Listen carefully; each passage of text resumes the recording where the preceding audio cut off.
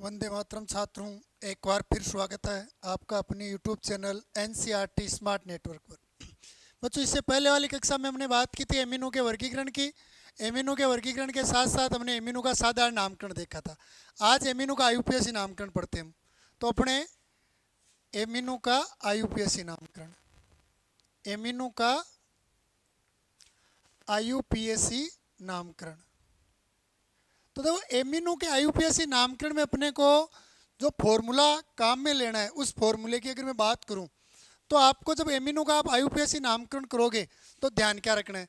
वही अपने सबसे पहले प्रतिस्थापी का नाम लिखोगे, प्रतिस्थापी। फिर उसके बाद प्रतिस्थापी के बाद लिखोगे मुख्य श्रृंखला में, मुख्य श्रृंखला में कार्बन के आधार पर आप पूर्व लगन लिखो।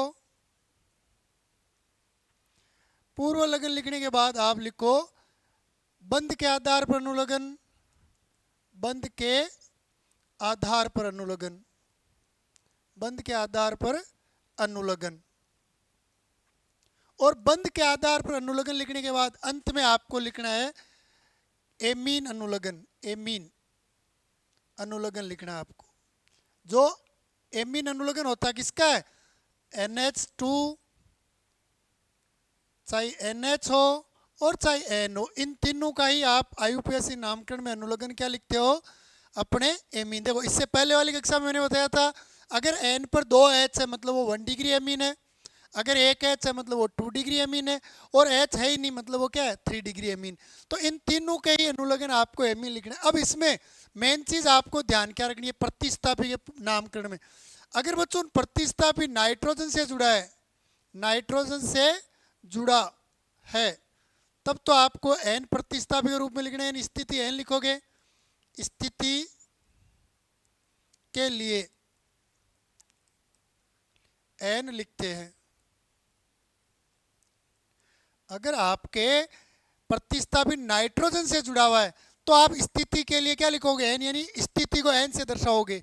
और अगर कार्बन से जुड़ा हुआ है, कार्बन से जुड़ा हो, तो आपको फिर 2, 3, 4, 5, 1 से लेकर इनमें से लिखना है आपको। मतलब आप ये देखोगे कि जो आपके सब्स्टिट्यूट है या प्रतिस्थापी सब्स्टिट्यूट जो, वो अगर नाइट्रोजन से जुड़ा हुआ है तो आपको उसकी स्थिति को, उसके स्थान को दर्शाने के लिए डायरेक्ट एन लिखना है। लेकिन यदि वो कार्बन से जुड़ा हुआ है तो आपको 1, 2, 3 इन शब्दों का प्रयोग करना है। तो ये कुल मिलाकर एमिनो के आईयूपीएसी नामकरण का अपने क्या हो गया? एक सीधा फॉर्मूला। अगर आप इस फॉर्मूले का प्रयोग करते हो तो आपके एमिनो का नामकरण गलत नहीं होगा। और बच्चों, अपने को मैं बता देता हूँ, अपने आईयूपीएसी नामकरण से संबंधित चारों पाठों में से कम मिनिमम बात करें हम तो 2 नंबर का क्वेश्चन आता है। 2 नंबर का मिनिमम रूप से एक क्वेश्चन आएगा आपके, जो आपको आईयूपीएसी नामकरण। और आईयूपीएसी नामकरण में बदलता क्या है? क्रियात्मक समयुक्त यौगिकों में केवल अनुलगन बदलता है, बाकी प्रतिस्थापी, मुख्य श्रृंखला और बंध के आधार पर अनुलगन 100% आता है। तो यह आपको देखना है। एक बार हल्का सा स्क्रीनशॉट ले इसका। अब बच्चों, हम कुछ उदाहरण देखते हैं और उन उदाहरणों का नामकरण करते हैं। तो देखो, अपने पास एग्जाम्पल के रूप में लिखा हुआ है, जैसे ये NH2 जुड़ा हुआ है CH2 CH3 से, यह आपके एक CH3 CH और CH से जुड़ा हुआ है आपके NH2। ये अपने पास जैसे एक ये इस प्रकार आबंध रेखा संरचना सूत्र दिया हुआ है, जिसमें यहाँ आपके NH2 जुड़ा हुआ है, ये इस प्रकार। या आपको एक ये दिया हुआ है जैसे CH3 CH double bond CH single bond CH2 NH2, ये दिए हुए हैं। जैसे पहले इन चार को देखते हैं हम। तो देखो, इन चारों यौगिकों का आईयूपीएसी नामकरण करना है तो आपको सबसे पहले इनमें मुख्य श्रृंखला बनानी है बच्चों। तो इसमें तो देखो मुख्य श्रृंखला यही बन रही है, एक ही। अब देखो कार्बन का अंकन, तो ये 1 और ये 2। प्रतिस्थापी की पहचान क्या है? भाई, आप एमिनो की बात कर रहे हो तो NH2 NH या N तो क्या है? आपके फंक्शनल ग्रुप है, क्रियात्मक समूह है। बच्चे कौन? तो मुख्य श्रृंखला में कार्बन जो उस पर हाइड्रोजन और NH2 NH या N के अलावा कुछ भी जुड़ा हुआ है तो वो प्रतिस्थापी है। और यदि नाइट्रोजन पर आपके हाइड्रोजन के अलावा कुछ जुड़ा हुआ है तो वो भी क्या है, प्रतिस्थापी या सब्स्टिट्यूट है। तो देखो यहाँ पर हाइड्रोजन के अलावा कुछ नहीं जुड़ा और यहाँ पर भी हाइड्रोजन के अलावा कुछ नहीं है, मतलब इसमें आपके प्रतिस्थापी नहीं है। तो सबसे पहले देखो अपनी मुख्य श्रृंखला, भाई प्रतिस्थापी नहीं है तो मुख्य श्रृंखला में कार्बन के आधार पर पूर्व लगन, कार्बन कितने हैं, 2, तो एथ आ जाएगा। कार्बन कार्बन में एकल बंध तो एन, ये एथेन। और NH2 का अनुलग्न क्या जोड़ना है, एमीन, तो एथेन पर एमीन जोड़ोगे तो ये एथेनेमीन, एथेनेमीन। या इसको आप चाहो तो ऐसे लिख सकते हो, एथ यानी 2 कार्बन के लिए और एकल बंध है तो एन जोड़कर एथेन एमीन, एथेनेमीन संधि किया हुआ है, एथेनेमीन को आपने जोड़ा नहीं है। क्लियर। यहाँ देखो मुख्य श्रृंखला ये बना लेते हैं हम 3 कार्बन की। अब देखो कार्बन का अंकन आप इधर से करो तो भी NH वाले कार्बन को दूसरा स्थान मिल रहा है, इधर से भी दूसरा, तो किसी एक तरफ से कर लो। प्रतिस्थापी देखो मुख्य श्रृंखला में कार्बन पर हाइड्रोजन के अलावा कुछ नहीं है, नाइट्रोजन पर भी हाइड्रोजन के अलावा कुछ नहीं है, मतलब इसमें आपके प्रतिस्थापी नहीं है। 3 कार्बन तो प्रोप, देखो कार्बन कार्बन में एकल बंध है तो एन, और 2 नंबर पर आपके एमीन जुड़ा हुआ है तो प्रोपेन टू एमीन या टू प्रोपेनेमीन, प्रोपेन टू एमीन नाम हो जाएगा। या आप इसका नाम क्या लिख सकते हो, टू प्रोपेनेमीन, प्रोपेन एमीन को तो बना दिया प्रोपेनेमीन, और 2 मतलब NH2 जो है वो 2 नंबर पर जुड़ा हुआ है। यहाँ देखो ये आबंध रेखा संरचना सूत्र में जहाँ बंध मिलते हैं वो आपके कार्बन है, ये देखो ये कार्बन है, और पहला और अंतिम कार्बन पर कुछ जुड़ा हुआ नहीं है, यानी श्रृंखला के पहले सिरे पर और अंतिम सिरे पर कुछ जुड़ा हुआ नहीं है तो वो भी कार्बन है। अब देखो इसमें आपके कार्बन का अंकन 1 2 3 4 5। अब आपको अगर यहाँ पर कोई अन्य परमाणु होता तो वो आबंध रेखा संरचना सूत्र में कार्बन और हाइड्रोजन को नहीं दर्शाते, अन्य परमाणु को दर्शाया जाता है, मतलब अन्य परमाणु है नहीं, प्रतिस्थापी नहीं है। मुख्य श्रृंखला में 5 कार्बन तो पेंट, एकल बंध है तो एन, और देखो 1 नंबर पर एमीन जुड़ा हुआ है तो पेंटेन 1 एमीन लिख दो या 1 पेंटेनेमीन लिख दो, या लिख दो आप 1 पेंटेनेमीन, तो ये हो जाएगा इसका नामकरण। अगला देखो आप, ये अपने पास दिया हुआ है, इसमें मुख्य श्रृंखला यही बन रही है एक ही, कार्बन का अंकन देखो इधर से करेंगे जिधर से क्रियात्मक समूह को, अगर यौगिक में बहुबंध है और क्रियात्मक समूह है तो आपको महत्व है डोमिनेटिंग क्रम जो होगा वो फंक्शनल ग्रुप पहले आएगा उसमें, चाहे क्रिया अपने बहुबंध हो या नहीं हो, अगर है और क्रियात्मक समूह की स्थिति नहीं बदल रही है तो महत्व दो, अन्यथा महत्व उसी को देना है क्रियात्मक समूह को। लंबी श्रृंखला में 4 कार्बन तो ब्यूट, कार्बन कार्बन में डबल बंध वो भी 2 नंबर पर तो 2 इन, और 1 नंबर पर NH2 तो 2 इन 1 एमीन, ये हो जाएगा इसका नाम। क्लियर। एक बार स्क्रीनशॉट लो इनका, ठीक है। और देखो उदाहरण देख लेते हैं, ये ले लिया बच्चों, जैसे हमने CH3, यहाँ ले लेते हैं NH, ये CH3, यहाँ ले लेते हैं CH3 N, ये CH3, और देखें तो ये ले लेते हैं जैसे CH3 CH CH3 NH CH3, या ये ले लेता हूँ मैं CH3 CH CH3 CH2 NH, और ये ले लिया हमने यहाँ पर CH3।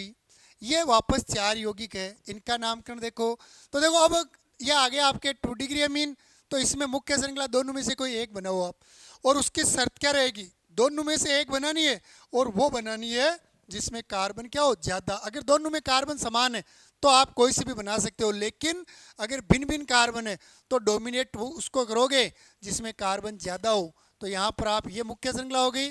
तो ये देखो एन पर अब की बार प्रतिस्थापी आ गया, कौन है, CH3 है, CH3 का नाम लिख देते किस पर है, एन पर, तो एन डे CH3 मेथिल हो जाएगा। भाई प्रतिस्थापी के नाम में हमेशा इल जोड़ो, एक कार्बन है तो मेथ, और मेथ पर केवल इल जोड़ दो तो मेथिल, तो एन मेथिल। फिर देखो लंबी श्रृंखला में एक ही कार्बन है तो मेथ, एकल बंदी होता है एक पर तो एन, और NH का अनुलग्न क्या लिखोगे, एमीन, तो मेथेनेमीन, तो एन मेथिल मेथेनेमीन। ये देख लो यहाँ अपने पास तीनों में से कोई सी बना लो, कारण क्योंकि तीनों में समान कार्बन है, ये बना ली मैंने मुख्य श्रृंखला। देखो अब की बार 2 प्रतिस्थापी है, दोनों नाइट्रोजन पर जुड़े और दोनों समान है, तो N, N 2 R है तो डाई CH3 है, इसलिए मेथिल।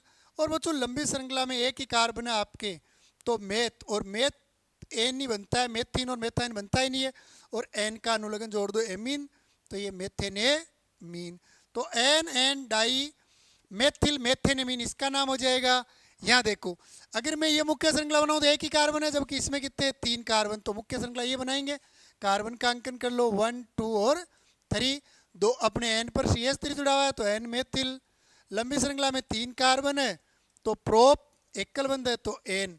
और देखो 2 नंबर पर NH है तो प्रोपेन टू एमीन, तो ये हो जाएगा इसका नाम propane two amine. I think इसमें भी कोई समस्या नहीं होगी। अब देखो इसके बाद ये ले लेते हैं।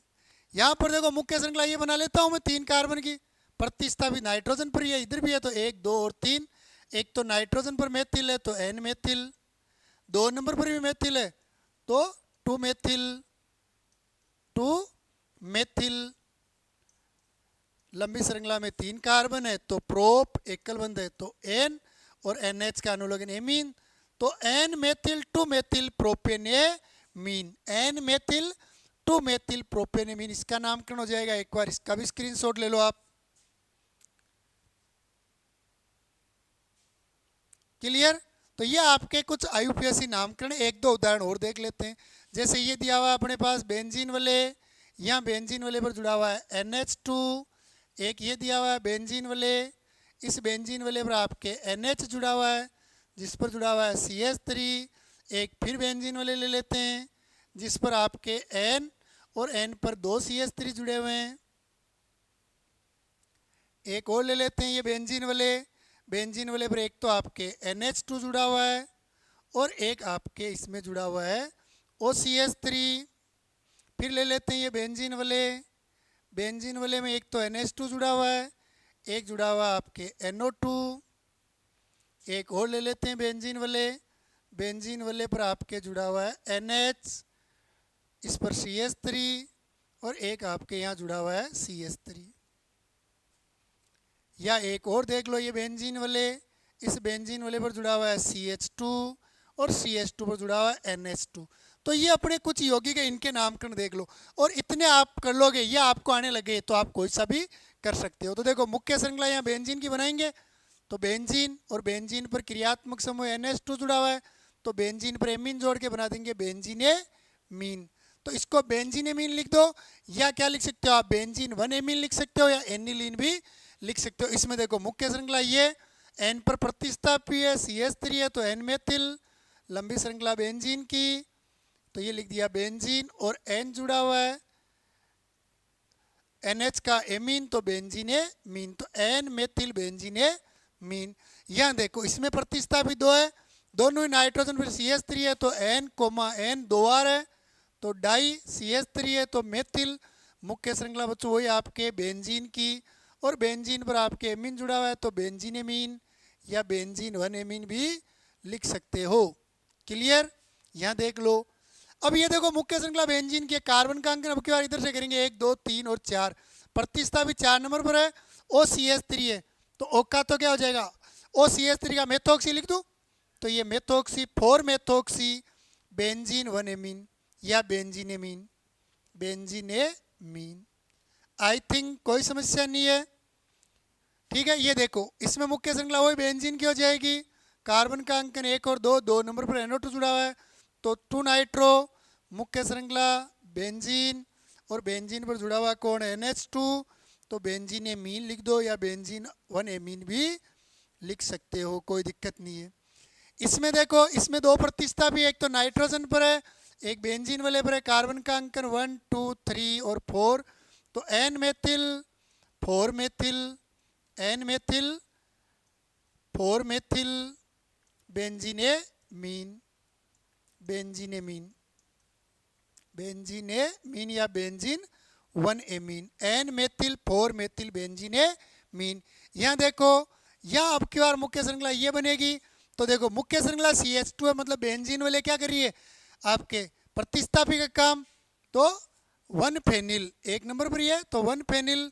मुख्य श्रृंखला में एक कार्बन तो मेथ, मेथ पर तो हमेशा एन ही आता है तो मेथेन, और NH2 का एमीन जोड़ दो तो मेथेनेमीन, तो 1 फेनिल मेथेनेमीन। ये कुछ और उदाहरण है, एक बार इनका भी स्क्रीनशॉट ले लो आप। क्लियर?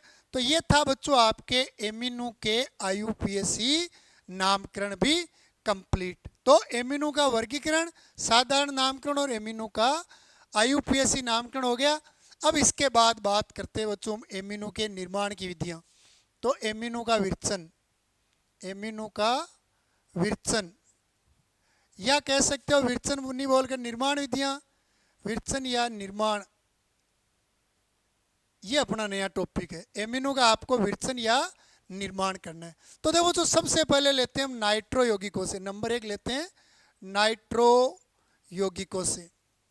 आपको निर्माण करना है नाइट्रो यौगिकों के द्वारा, नाइट्रो यौगिकों से। बच्चों नाइट्रो यौगिक आपके एलिफेटिक या एलिसाइक्लिक या फिर एरोमेटिक तीनों प्रकार के अगर कोई कार्बनिक या हाइड्रोकार्बनिक यौगिक है और उस पर यदि NO2 समूह उपस्थित है तो वो आपका क्या होता है, वो होता है नाइट्रो यौगिक। जैसे देखो CH3, इस पर NO2 जुड़ा हुआ है, चाहिए आपके पास बेंजीन वाले है और इस बेंजीन वाले पर आपके NO2 समूह जुड़ा हुआ है, तो ये दोनों ही नाइट्रो यौगिक है। एक तो आपके नाइट्रोमेथेन है, एक नाइट्रोबेंजीन है। IUPAC नाम लिखो तब तो इसका नाम होता है नाइट्रोमेथेन, क्योंकि NO2 क्रियात्मक समूह नहीं है, प्रतिस्थापी है। तो पहले आ गया एक कार्बन मेथ, इसका नाइट्रोबेंजीन। और साधारण नामकरण लिखना चाहो तो ये मेथिल नाइट्राइट, ये फेनिल नाइट्राइट। तो इन दोनों का क्या कर लेते हैं हम, अपचयन कर लेते हैं।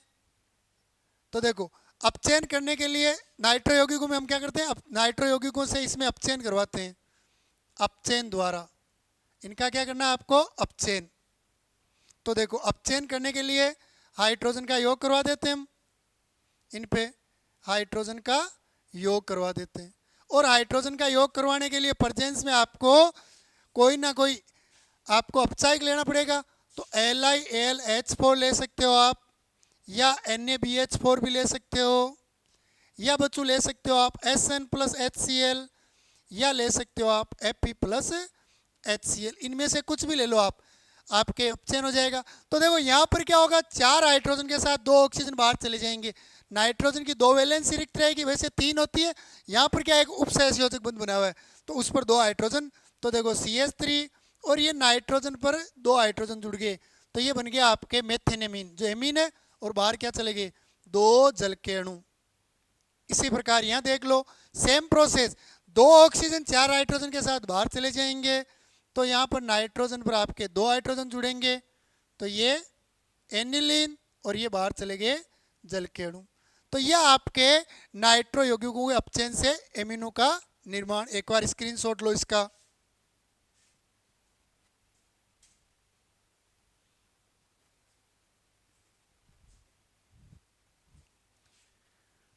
क्लियर। नेक्स्ट देखो, इसके बाद अगला लेते हैं बच्चों, पहला नाइट्रो यौगिकों के अपचयन से, दूसरा ले लेते हैं हम साइनाइड एवं आइसोसाइनाइड से। साइनाइड एवं आइसोसाइनाइडों के अपचयन से, आइसोसाइनाइड के अपचयन से। तो आपको साइनाइड और आइसोसाइनाइड का क्या करना है, अपचयन करना है। साइनाइड को आप बोल सकते हो यहाँ पर एल्केन नाइट्राइल, एल्केन नाइट्राइल, और आइसोसाइनाइड को बोल सकते हो एल्केन आइसोनाइट्राइल या carbyl amine, alkyl carbyl amine, isonitrile. और एल्केन आइसोनाइट्राइल जो होता है इसको एल्किल, IUPAC बता रहा नाम, एल्किल कार्बिल एमीन भी कहते हैं, alkyl carbyl amine, alkyl carbyl amine भी कहते हैं। तो देखो क्या अपचयन करना है अपने को। तो देखो पहले ये ले लिया मैंने CH3 C triple bond N, और एक आइसोनाइट्राइल CH3 या N, और इस पर ये आपके डबल बॉन्ड से तो सिर एक उपसहसंयोजक बंध।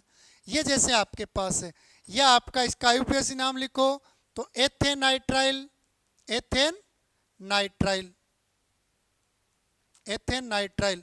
और इसका लिखो तो इसका मेथेन आइसोनाइट्राइल, मेथेन आइसोनाइट्राइल, मेथेन आइसोनाइट्राइल। अगर इसका कार्बिल एमीन लिखते हो तो मेथिल कार्बिल एमीन, या IUPAC नाम क्या है, methyl carbyl amine, methyl carbyl amine. देखो दोनों के नाम लिखे कैसे गए वो देखो। भाई यहाँ पर मुख्य श्रृंखला ये 2 कार्बन की बना ली, तो एथ एकल बनता तो एन और सी एन का अनुलोगन नाइट्राइल। यहाँ देखो मुख्य श्रृंखला एक ही कार्बन की बनेगी, तो मेथ एकल बंदी आता है इस पर, तो एन और ये एन सी अनुलोगन आइसोनाइट्राइल। कार्बिल एमीन में मुख्य श्रृंखला केवल यही बनती है, ये प्रतिस्थापी है, तो एन अपने मेथिल, फिर इसके बाद ये कार्बिल एमीन, पूरे का नाम क्या होता है कार्बिल एमीन, और इसमें मुख्य श्रृंखला यही बनती है, बाकी सारे प्रतिस्थापी रहते हैं। अब चयन करवाना है तो इन पर भी आप क्या करवा दो, हाइड्रोजन का योग करवा दो। क्या करवा दो, हाइड्रोजन का योग। प्रजेंस में LiAlH4 जो एक आपके बहुत अच्छा अपचायक है। यहाँ आप Na ले सकते हो, C2H5OH, एथेनॉल में Na, एल्कोहल में Na भी ले सकते हो, दोनों में ले सकते हो ये NaC2H5OH, और यहाँ पर आप दूसरे वाले को ले सकते हो LiAlH4। तो देखो जो अपचयन करना है, तो यहाँ पर ये बंध तोड़ेंगे तो नाइट्रोजन की और हाइड्रोजन की दोनों की दो संयोजकता रिक्त होगी, 2 हाइड्रोजन यहाँ 2 हाइड्रोजन यहाँ जुड़ेगा। तो देखो CH3, इस कार्बन पर 2 हाइड्रोजन जुड़ गए, नाइट्रोजन पर 2 हाइड्रोजन जुड़ गए, तो ये आपके एथेनेमीन बन गया। देखो एल्केन नाइट्राइल जो है इसका जब आप अपचयन करोगे तो एमीन बनेगा, वो भी 1 डिग्री एमीन। लेकिन अगर आप आइसोसाइनाइड या एल्केन आइसोनाइट्राइल का अपचयन करवाओगे तो 2 डिग्री एमीन बनेगा। कैसे, यहाँ पर 1 हाइड्रोजन, यहाँ पर 3 हाइड्रोजन जुड़ेंगे, तो ये CH3 N पर जुड़ गया 1 हाइड्रोजन और C पर जुड़ गया 3 हाइड्रोजन, तो ये 1 डिग्री एमीन बन गया और ये 2 डिग्री एमीन। तो जब एल्केन नाइट्राइल का अपचयन करवाते हैं तो 1 डिग्री एमीन बनता है, लेकिन एल्केन आइसोनाइट्राइल के अपचयन से 2 डिग्री एमीनों का निर्माण होता है। बच्चों यहाँ पर आप अगर इसका आंशिक जल अपघटन करवाते हो तो पहले एमाइड बन जाएगा, और एमाइड का जल अपघटन करवाओगे, अपचयन करवा दोगे तो भी एमीन बन जाता है। एक बार इसका भी स्क्रीनशॉट ले लो। क्लियर। तीसरा देखते हैं बच्चों एमाइड से। इसमें देखो एक नोट ध्यान रखना आप, एक नोट, यदि हम नाइट्राइल जो है ये जैसे CH3 C triple bond N, इसका आप अपचयन करवा रहे हो, क्या करवा रहे हो, अपचयन, और प्रजेंस में क्या ले रहे हो, Na एथेनॉल में, एथेनॉल में Na को प्रजेंस में ले रहे हो, उत्पाद वही बनेगा आपके CH3, 2 हाइड्रोजन C पर जुड़ेंगे और 2 N पर, इनके बीच वाले बंध टूट जाएंगे, ठीक है, तो ये हो जाएगा। लेकिन इसका मेंडियस अपचयन कहते हैं, क्या कहते हैं, मेंडियस अपचयन। तो मेंडियस अपचयन आप एल्केन नाइट्राइल या एल्केन आइसोनाइट्राइल दोनों का अपचयन यदि आप एथेनॉल में सोडियम को प्रजेंस में लेकर करवाते हो तो उस अपचयन का नाम होता है मेंडियस अपचयन। यह आपको ध्यान देने वाली बात है। अपचयन में तो है ही है, लेकिन उपस्थिति में NaC2H5 है तो इसको एक विशेष नाम दिया जाता है मेंडियस अपचयन। आई थिंक कोई समस्या नहीं है, लो एक बार स्क्रीनशॉट। आगे देखते हैं एमाइडों से। नाइट्रो यौगिकों से देख लिया, साइनाइड और आइसोसाइनाइड से देख लिया, अब देखते हैं एमाइडों से। बच्चों एमाइड, अगर किसी भी कार्बनिक यौगिक में CO कार्बोनिल समूह और कार्बोनिल समूह पर एक तरफ NH2 जुड़ा हुआ है या NH जुड़ा हुआ है या N जुड़ा हुआ है तो वो एमाइड होता है आपके। तो ये CH3, ये C डबल बॉन्ड O और NH2, एमाइड क्या होता है, कार्बोनिल समूह CO पर NH2 या NH या N जुड़ा हुआ है तो वो एमाइड है। करना क्या है आपको, तो देखो इसमें आपको जल अपघटन करवाना है। तो ये 4 हाइड्रोजन लिए, 2 हाइड्रोजन के साथ ये ऑक्सीजन बाहर चला जाएगा, उपस्थिति में आप वही LiAlH4 ले लो, तो यहाँ से 2 हाइड्रोजन के साथ ये ऑक्सीजन बाहर चला जाएगा, तो रह गया क्या CH3, C पर 2 हाइड्रोजन आकर जुड़ जाएंगे। क्यों जुड़ जाएंगे, क्योंकि इसकी 2 वैलेंसी तो क्या होगी, रिक्त होगी, जैसे ये 5 टूट गया, नाइट्रोजन NH2 है ही पहले से, बाहर क्या चला गया, ये जल। तो एमाइडों के आपके अपचयन से भी 1 डिग्री एमीन का निर्माण होता है। क्लियर। यहाँ आपके 1 डिग्री, 2 डिग्री, 3 डिग्री एमीन दोनों तीनों बन सकते हैं। कैसे, देखो अगर ये लेते हो आप CH3 C double bond O NH और ये CH3, तो आपने N एल्किल प्रतिस्थापी के रूप में एमाइड लिया है, तो देखो इसका जब आप अपचयन करोगे प्रजेंस में आप NaBH4 ले लो चाहिए, तो वही 2 हाइड्रोजनों के साथ ये H2 बाहर चला जाएगा H2O के रूप में। तो CH3 C पर कौन जुड़ जाएगा, H, तो CH2, ये NH और NH पर पहले से क्या जुड़ा हुआ है, CH3, तो ये क्या बन गया, एमीन। तो 1 डिग्री एमाइड लोगे तो आपके 1 डिग्री एमीन बनेगा, 2 डिग्री एमाइड लोगे तो 2 डिग्री एमीन बन जाएगा, और अगर आप 3 डिग्री एमाइड लोगे तो 3 डिग्री एमीन का निर्माण भी होता है। तो ये हो गया एमीनों के अपचयन से ले वो एक बार इसका भी स्क्रीनशॉट। तो नाइट्रो यौगिकों से देख लिया, एल्केन नाइट्राइल, एल्केन आइसोनाइट्राइल से देख लिया, एमाइडो से देख लिया।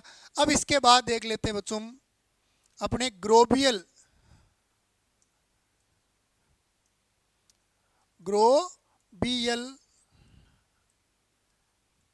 थैलीमाइड संश्लेषण, ग्लोबियल थैलीमाइड संश्लेषण अभिक्रिया,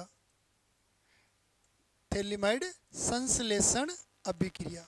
ये अपने बहुत ही ज़्यादा मोस्ट है इस पार्ट में, निर्माण विधियों में ग्लोबियल थैलीमाइड संश्लेषण अभिक्रिया मोस्ट है ये। तो देखो ग्लोबियल थैलीमाइड संश्लेषण में क्या करते हैं, सबसे पहले थैलीमाइड ही लेते हैं हम। देखो ये होता है बच्चों आपके बेंजीन वाले C double bond O, C double bond O, और इन दोनों पर अलग अलग NH2 जुड़ा हुआ है तब तो होता है थैलेमाइड, लेकिन दोनों एक ही NH से जुड़े हुए हैं तो होता है बच्चों आपके थैलीमाइड। तो ये लिया थैलीमाइड। अब देखो इस थैलीमाइड की क्रिया करवा देता हूँ मैं किसके साथ, NaOH या KOH के साथ। तो जैसे ही मैं NaOH या KOH से क्रिया करवाऊंगा तो देखो ये जलकाणु बाहर चला जाएगा, हाइड्रोजन पर प्लस, OH पर माइनस, इधर इस पर माइनस इस पर प्लस, तो ये बन जाएगा जलकाणु बाहर जाएगा और आपके सोडियम थैलेमाइड बन जाएगा, सोडियम थैलेमाइड। ये C double bond O, C double bond O, और इस N पर आकर कौन जुड़ गया, Na, तो ये बन गया आपके सोडियम थैलेमाइड। पहले केवल थैलेमाइड था, अब सोडियम थैलेमाइड बन गया। अब बच्चों ये जो सोडियम थैलेमाइड बना है, इस सोडियम थैलेमाइड की क्रिया करवा देते हैं हम। देखो इसको हल्का सा मैं एडजस्ट करता हूँ, इतना भी एडजस्ट नहीं करना, हल्का सा करना है अपने को ये। तो देखो अब मैं सोडियम थैलेमाइड लेता हूँ, तो इस सोडियम थैलेमाइड की क्रिया करवा देता हूँ मैं एल्किल हैलाइड के साथ।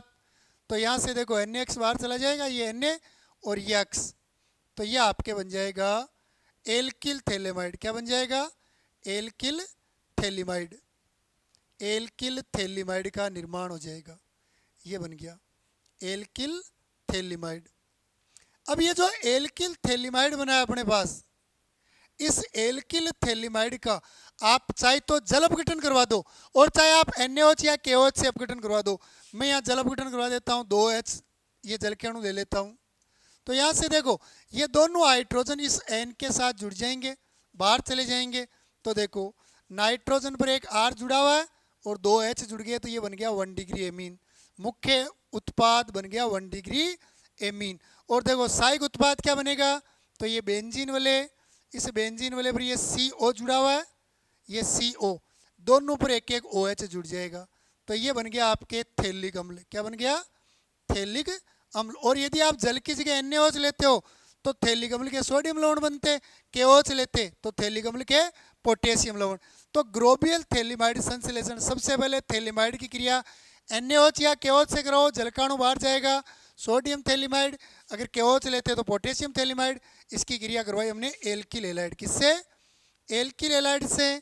तो यहाँ से NaX बाहर चला जाएगा या KX बाहर चला जाएगा अपने, और ये बाहर चला गया NaX, तो बन गया आपके एल्किल थैलेमाइड।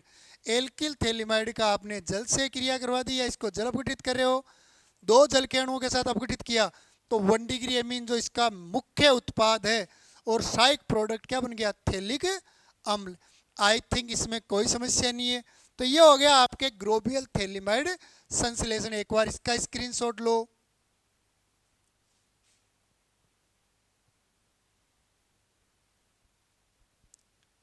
ठीक है, तो ये इस प्रकार आप क्या कर सकते हो, इनका निर्माण कर सकते हो। तो नाइट्रो यौगिकों से अपचयन, फिर उसके बाद साइनाइड आइसोसाइनाइड के अपचयन से, एमाइडो के जल अपघटन से और अपचयन से, पहले अपचयन करवा लो, फिर उसके बाद अपने ग्लोबियल थैलेमाइड संश्लेषण द्वारा भी होता है। इनमें आप ये निर्माण विधियां आपको अच्छे से आनी चाहिए, इसमें कोई समस्या नहीं होनी चाहिए। क्लियर, यहाँ तक कोई भी समस्या हो तो आप वापस पूछ सकते हो। जय हिंद। इसमें चलो एक निर्माण विधि और है वो देख लेते, फिर वापस निर्माण विधियां नहीं देखनी पड़ेगी। तो इसमें जो निर्माण विधि बची है अपने, वो है बच्चों आपके हाफमान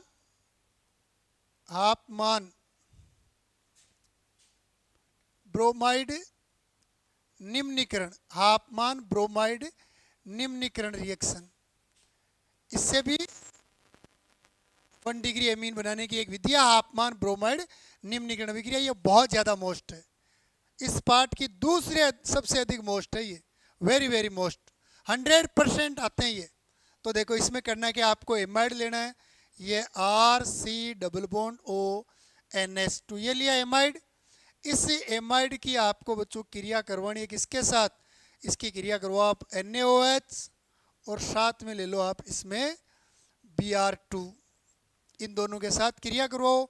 तो यहाँ से देखो होता है क्या है, आपको उत्पाद बनाने के लिए ज़्यादा कुछ नहीं करना है। यहाँ से देखो ये CO कम करना है, और देखो इस CO की, एमाइड में से CO कम होता है उत्पाद बनते समय। एमाइड से जब एमीन निर्माण होता है तो CO की कमी होती है, इसीलिए इसको निम्नीकरण कहते हैं। तो RNH2 ये बन गया साहब 1 डिग्री एमीन। क्या बन गया, 1 डिग्री एमीन। अब देखो इसके बाद अपने पास यहाँ से ये शेष प्रोडक्ट में, तो ये हाइड्रोजन के साथ अपने NaBr चला जाता है बाहर, एक चला जाता है HBr। उसके अलावा इनमें से आप Na2CO3 भी बना देते हो। तो ये इस प्रकार आपके 1 डिग्री एमीन का निर्माण होता है। एमाइड की क्रिया जब आप NaOH और ब्रोमीन से करवाते हो तो 1 डिग्री एमीन का निर्माण होता है। केवल ध्यान क्या रखना है, जो भी एमाइड दिया उसमें से CO की कमी हो रही है, बाकी तो सहायक प्रोडक्ट है, तो इसीलिए इसको निम्नीकरण, कमी हो रही है, निम्न हो रहा है।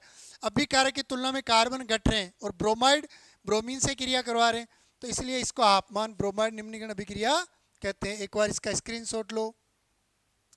तो ये बच्चों आपके एमिनो के निर्माण की विधियां कंप्लीट हो गई। यहाँ तक कोई भी समस्या हो, अगर ये आपमान ब्रोमाइड निम्नीकरण अभिक्रिया नहीं समझ में आए तो मैकेनिज्म भी बता दूंगा। वैसे अपने सिलेबस में मैकेनिज्म नहीं है, लेकिन आप कहोगे तो इसकी मैकेनिज्म भी बता दी जाएगी। जय हिंद, वंदे मातरम।